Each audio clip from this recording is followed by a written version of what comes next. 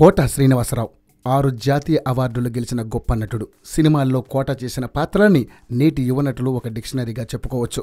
నాటకాల్లోని అనుభవం, నటనలోని సహజత్వం, పనిపై పూర్తి ఏకాగ్రత, డైలాగ్ చెప్పడంలో పూర్తి విలక్షణత, ఇలాంటి గుణాలన్నీ వేరే నటులకి కోటకి తీవ్ర వ్యత్యాసం తీసుకొచ్చాయి.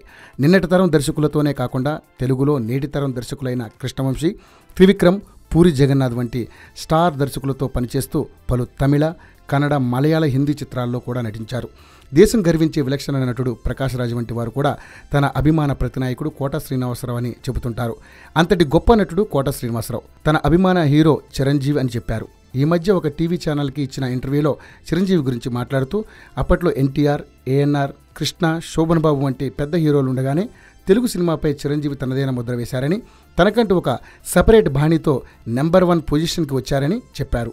ఇప్పుడున్న హీరోలందరూ ఆయన అనుకరించాలని ప్రయత్నిస్తుంటారని, 2-3 హిట్లు రాగానే చిరంజీవి అయిపోయాం అనుకుంటారని, ఇప్పటి యువ హీరోలకి చురకలిస్తూనే చిరంజీవిలా చేయాలంటే ఇంకో జన్మ ఎత్తాలని, అది ఎవరితరం కాదని చెప్పుకొచ్చారు. ఇక ఇప్పుడున్న యువ నటులలో మహేష్ బాబు, ఎన్టీఆర్, అల్లు అర్జున్లు మంచి నటులని కితాబిచ్చారు కోట శ్రీనివాసరావు.